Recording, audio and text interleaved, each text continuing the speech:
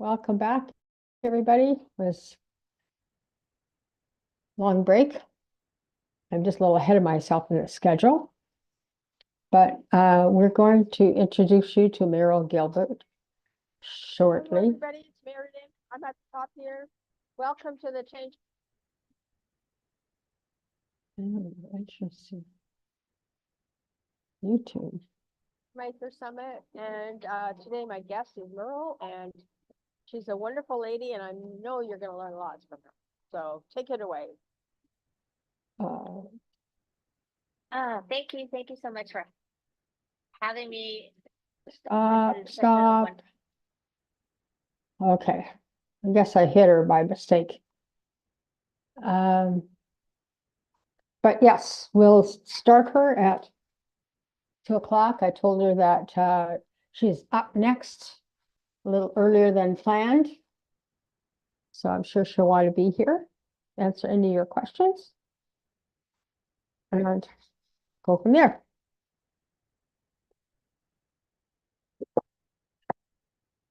Cool. I had a nice little lunch break. Did you? I hope you did. And I am sure that more people will come on board.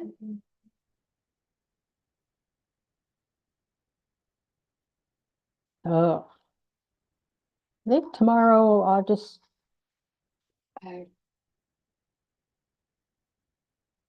notify everybody that the times are going to move up a bit. Going a little faster than I expected, but that's okay.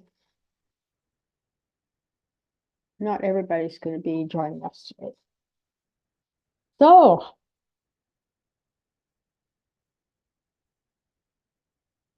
YouTube. There we go. There's YouTube going.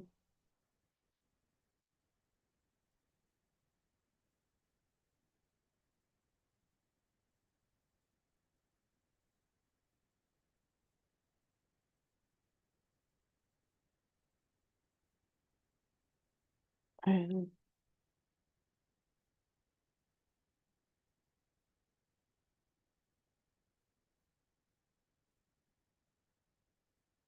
all the distractions on the side of YouTube of all the shows you could watch.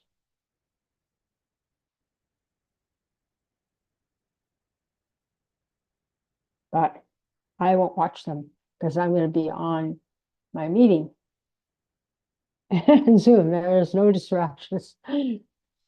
Otherwise, I'll accidentally hit a video and be watching it. So, what did we learn today so far about some of the other speakers, about some ahas that maybe we can implement in our business or think about some new ways of running our business or new ways of working on our business instead of in it. There's also some ideas about, like Shell said, about there's probably 3 different ways you can increase your income in your business. To think about it, how can you make a difference in your community, like the guy with the pizza company? Because things like that are very helpful, especially if it's a very short or hard place to get employees. That's a good way of helping people learn something new. You get to train the staff how you want them to work. That's always important. And then you have the opportunity to open up as a little sideline training business or be known as the best company that does training. Okay, they may leave, but know that you've made a difference in somebody's life. I think it's important, just as important as making more money. And then what about Summer Watson? She talked about being an agile entrepreneur. I didn't really understand what that meant, but after she was talking about it and explaining it, I get what she means. Agile is like learning to respond. I'm still working on that myself, so I don't react, I respond. So I think we all have little challenges like that to think about. I was telling a friend of mine, she was very upset about her instructor. And she doesn't lay out the syllabus, she doesn't lay out this, she doesn't that.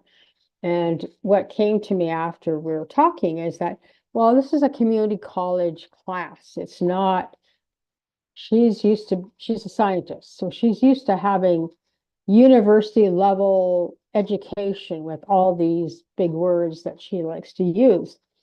And sometimes when we have a hard time communicating with people is that because we don't stop to take a look at, well, how am I communicating? It's them. And it's not about them all the time. It's about, are you communicating? Like, for example, she always interrupts people. And I'll be having a chat on the phone or something with her. I'm ready to say something. Then she goes, click, she's gone.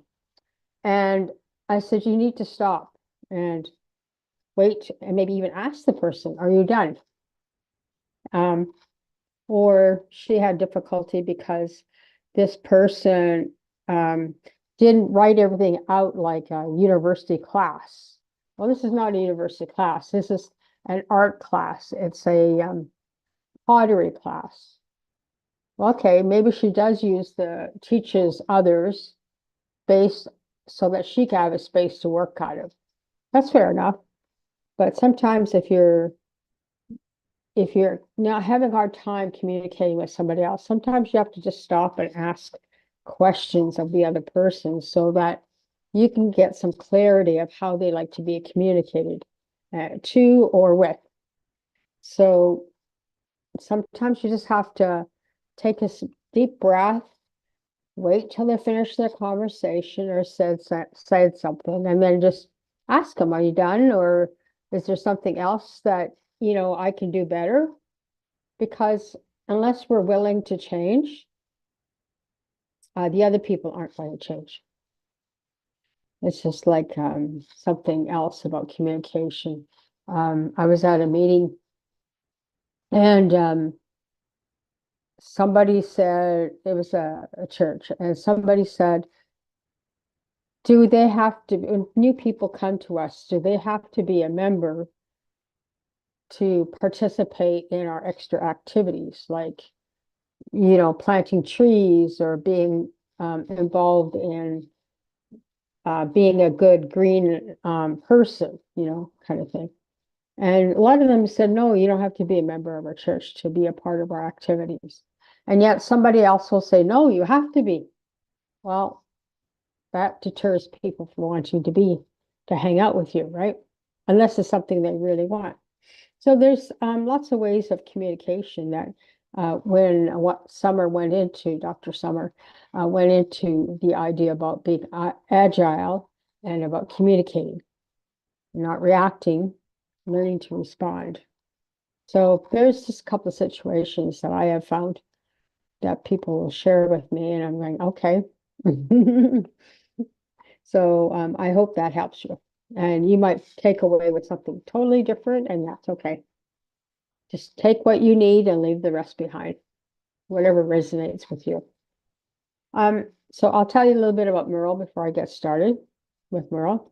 Merle and I met at a slow money meeting, and I was used to be very active with them at one point in time. And so when I went to their meeting, she said, it's been a long time. And I'm like, yeah, well, I guess they really didn't do much meetings or anything during COVID. So they were just now getting out and having meetings. So there's another one coming up, I think at the end of March. So let me get started with her. And so I'm going to welcome you to Merle Gilbert. She's, I would say, more like a business coach, financial.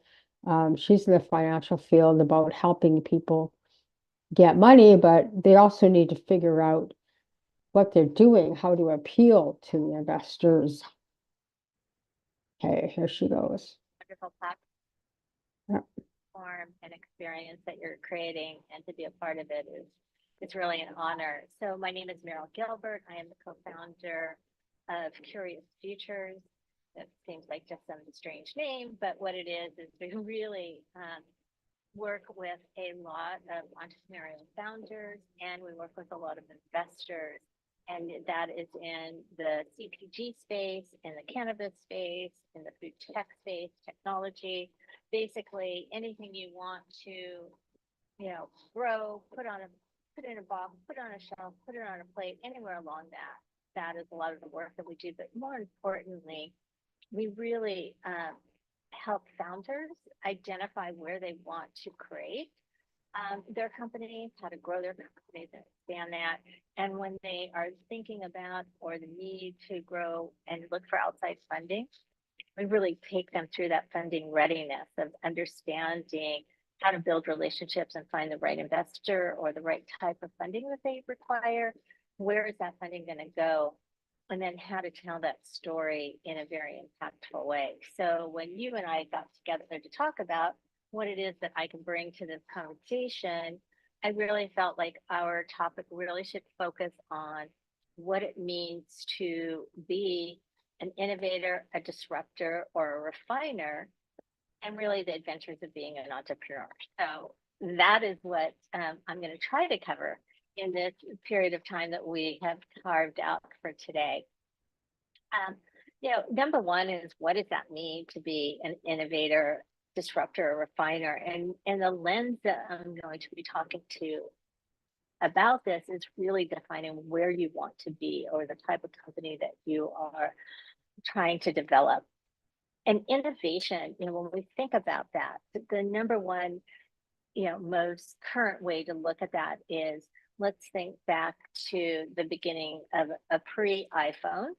But when we first, had Steve Jobs standing up there going, you know what, I'm going to be able to put all your music anywhere you want it. And then taking that idea from the first, part of that into what we now carry in our hands. It doesn't matter which brand you're using, but in our hands, we have the most powerful computers, that we have all of our music, that we are able to capture the most incredible moments of our life, and that we're able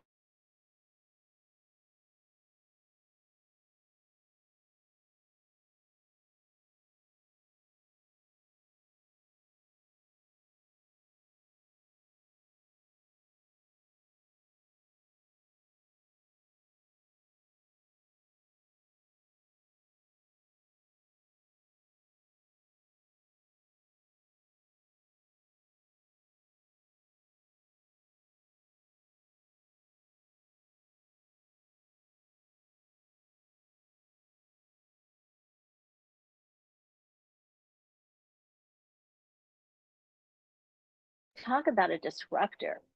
That is taking something that's already out there and making it into something else, right? And that is really coming impactfully into an area. So where we're seeing a disruptive is AI, right? We've been hinting at it. We've been using it probably more than we've been aware of for a number of years. Autocorrect in our text messages, sentences, but disrupting is absolute something to change how business or how we do things in an everyday way. And that's where AI is considered, and that's how I want you to kind of think about when you disrupt something, right? It's something that has, not been done in a way that is going to create some form of fundamental change. Refining is really taking something and just making it better. So in a simple way to see that is, again, the iterations of these phones over time, right? So when they went from simple, just phones, to maybe having our music and being able to capture pictures, to now being this, fully integrated differentiation on a shelf, and you can pick and choose, what the best plan is. But it's really being able to stand out already in a category that exists and really having a point of differentiation that makes it better or more than whatever's been out there. Right? So we always want to be equal or better than what else is in the marketplace. So the part of that goes from one of those, defining what that is, and the other part of being an entrepreneur is deciding if you're going to be a marketer or a manufacturer. This is common knowledge, meaning, am I going to make every single thing that I create? Am I going to own everything that I create? Am I going to hold on to that? Or am I going to find somebody or someplace that can produce that product to my specifications in a way that I have control over, but I'm giving up a big part of that because I'm going to just be selling it and marketing it. And somebody else is really actually going to be holding the actual end product, right? What comes out.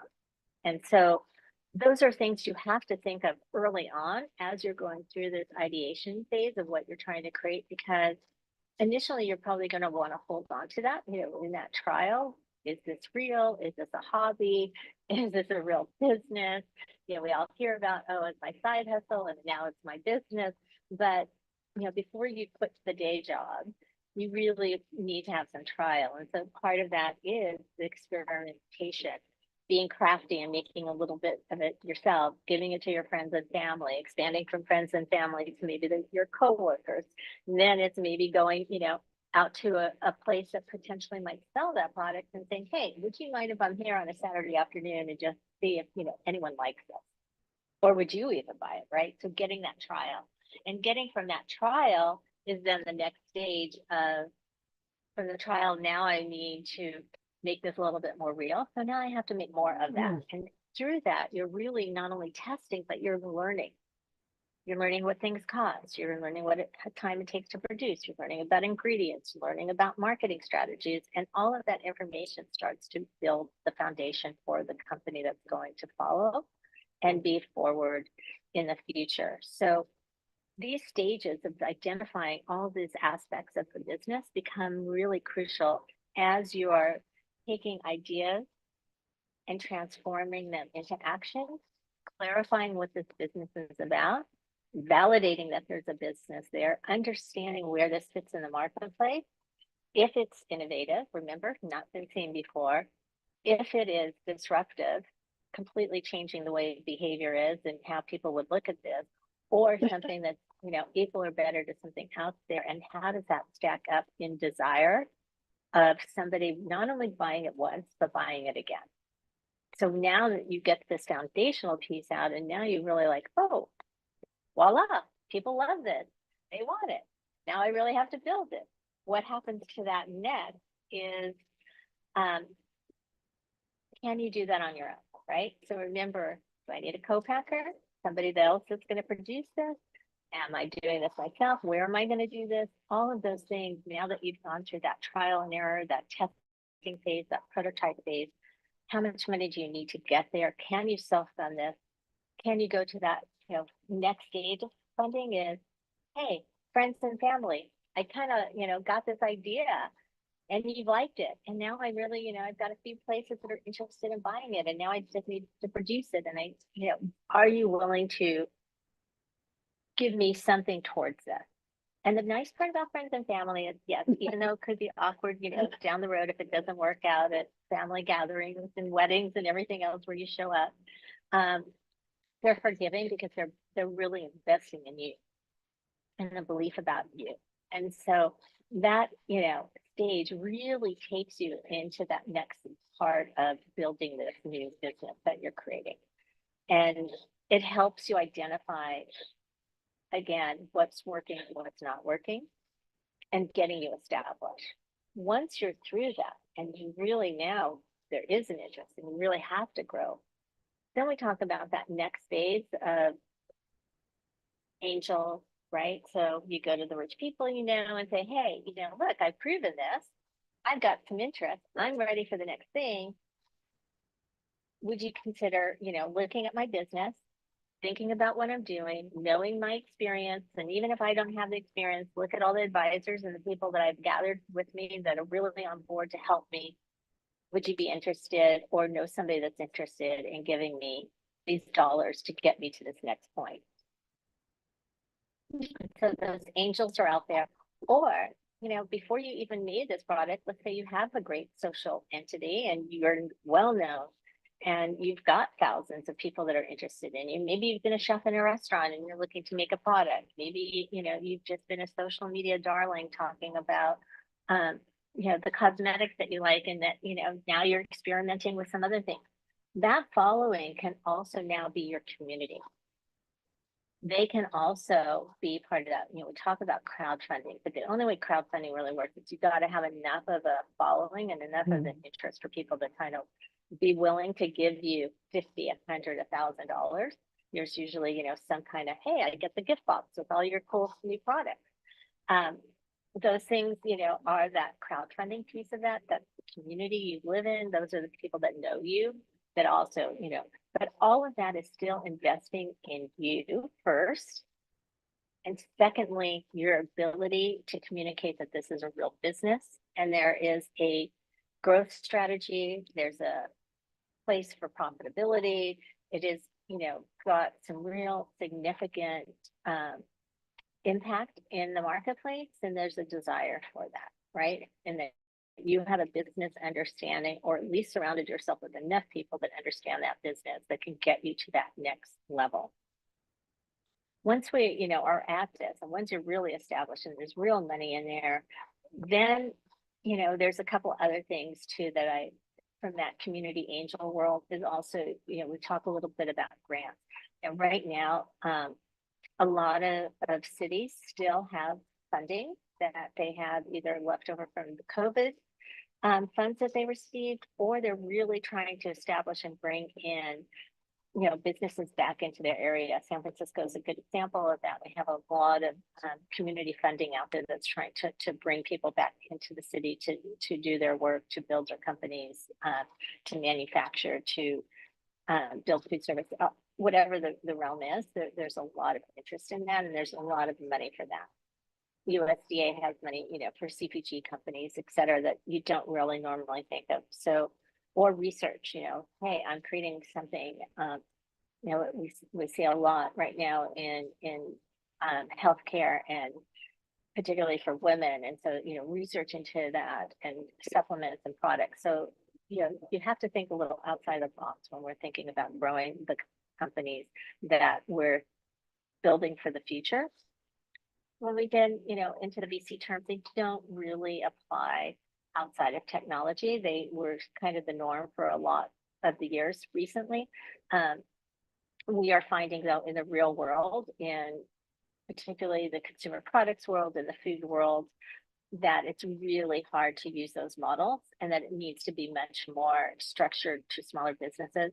And it doesn't work well at all for underserved communities and people of color, and particularly women, all shapes, sizes, ages, and ethnicities. It's just, they're being left behind. And the only way, we know that they are way better to invest in, and that they will deliver the return on the investment way faster, but they still are being, excluded from a lot of traditional funding. So these alternative funding methodologies, crowdfunding, inventory, all those, we're looking at new models, and we're looking also at there's, again, specialized funding and groups of impact investors that are really geared towards this. So again, just to repeat this, I'm innovative, I am disrupting, I'm refining, I am really looking at the future. I've got a product, I've got some traction on that product, I've got some business acumen, I've got some return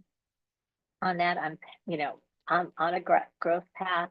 I do know that I'll get to profitability in a certain amount of time, and I need funds for a variety of things to get me there.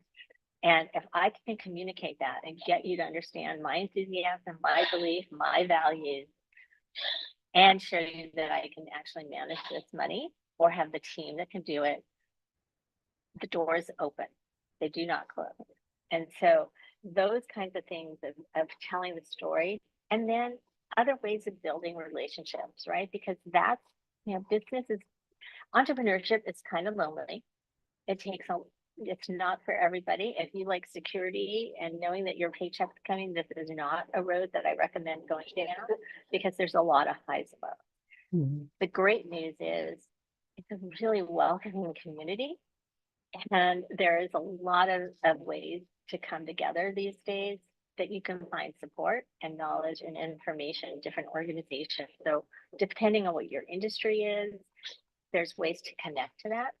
There's ways to look for partnerships. Let's say, again, you're, a chef in a restaurant, maybe one of your ingredient suppliers wants to partner up because they see the value of this and they get their name out there and they get their opportunities to create that. We also, again, start building relationships because you don't know who those future people that will invest in your company will be, or that future buyer. And so getting out and being present and being able to tell these stories and keeping track of that and starting to communicate becomes a really invaluable tool over time. Because just if somebody says no today does not mean they won't say yes later down the road or introduce you to other people. You don't ever go to people and say, hey, invest in me. You always start with a relationship, right? You want to establish that. I know that you've invested in companies like mine before. Can I tell you about what I'm trying to do? Would you have a few minutes for me to do that? And then creating that narrative that's ongoing and keeping track of those people. And then every once in a while, sending a message going, hey, do you remember me? Here's what I've done so far. I'd just love to tell you an update. Happy to jump on a call and tell you more, right? Learning how to communicate, building these relationships, telling people what you're doing, asking for help, finding your tribe, all of these things really are how we need to do business today and really grow into whatever our economic and social economic world is going to be. But it only happens in this ability to really put yourself out there, understand what you're trying to do, test it, validate it, prove it, and then be willing to tell your story anywhere, anytime, anyhow. It's a lot of what these collaborations do. And then, just building from these learning, continually building that narrative of what you want to be known for, what you want the company to be known for, and how you want the people that work with you to feel about being in that, right? We want, there is a tight labor pool out there, and people, want to work where they are challenged and respected. Mm. So bring them into the journey, let them help you. And again, looking, always, try to hire people that are equal or better, because they're going to bring you a richness and a challenge. But also be aware that there's lots of people that are just starting out too, and they can also bring, the opportunities of their enthusiasm and their growth. And even though they might not stay with you forever, together you really get opportunities of learning and doing and being a part of something bigger than yourself. Thank you so much, Merle. I was just listening to you and I'm going like, oh, wow. And it is so true, when you talk about building relationships with people, you may not understand them, but you have to build the relationships before anything goes. And that's what they're talking about. The new business model now is trust, right? So if you have those relationships, then trust grows, right? Yeah. Thank you so much. So Merle, you're going to be sharing, I guess if they want to work with you, the link will be below the video where you can click and book appointment with Merle and get some ideas or talk with her about your project that you'd like to see if she can help you through. And then she's also got a tip sheet, what investors want to know from you. So before they'll even consider it. So it's a really good idea to get that and be able to fill it out and then reach out to Merle later. Is there anything else you want to say, Merle, before we close off? Thank you again for this wonderful opportunity. That's really important. Please take advantage of that link. It goes directly to my calendar. We spend 20 minutes. I get to know you. I'm happy to answer any questions. I'm really good at, if I don't know the answer, I have a pretty extensive network and I love sharing resources with people. The 15 questions are a great lead into when you think about what I might need to do. I don't think we have a link to it, but we also have an online class that takes you through the 3 pitch decks you may need to create and have ready, meaning a 1-pager that you can send anybody. It just quickly sums up who you are, what you're doing, why you're doing it. And the second is for in-person. So it's, timed, you build it, so you create it in for whatever audience for 1 to 3 minutes. And then the last one is something you would email. But what's really great in there is it's kind of a do-it-yourself, and it's a little better than Googling or getting a template, because it really forces you to ask those questions of what am I creating here? Right. Why am I different than anybody else? Why would anybody want to buy this? How are they going to, how am I going to produce it? And how am I going to tell people about it? So, Yeah. Yeah, that's always the important thing, the marketing part of it. Yeah.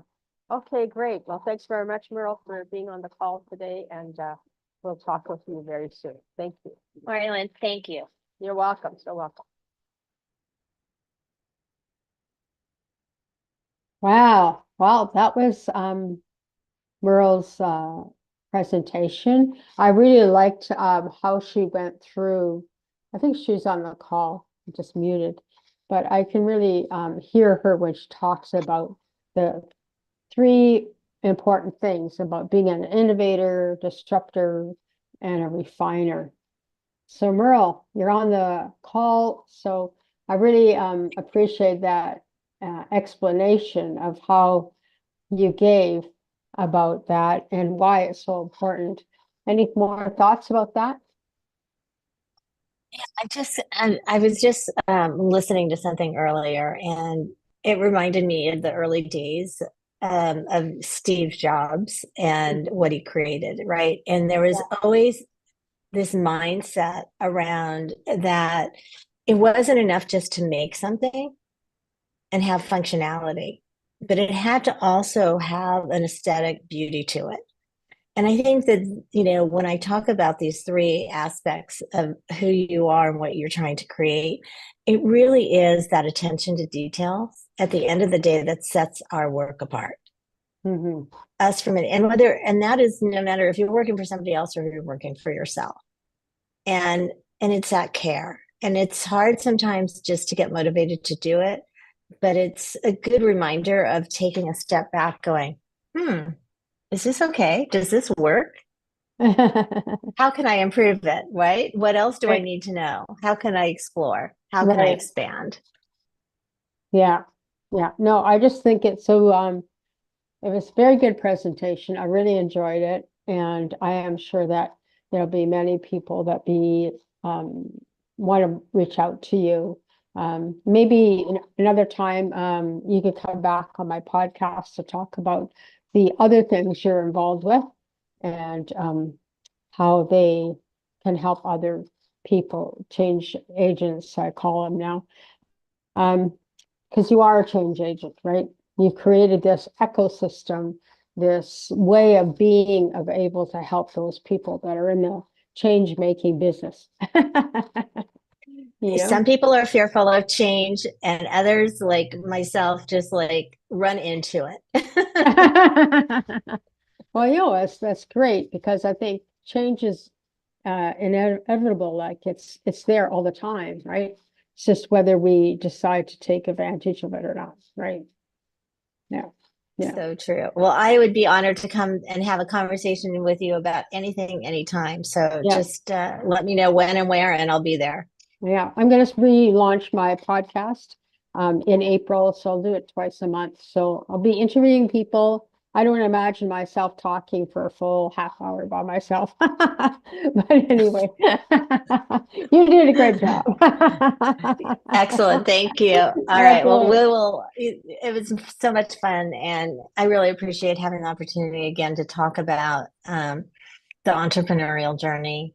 Defining, what you're trying to create, and that there's, it's not always easy. It's in fact never easy, but you're not alone.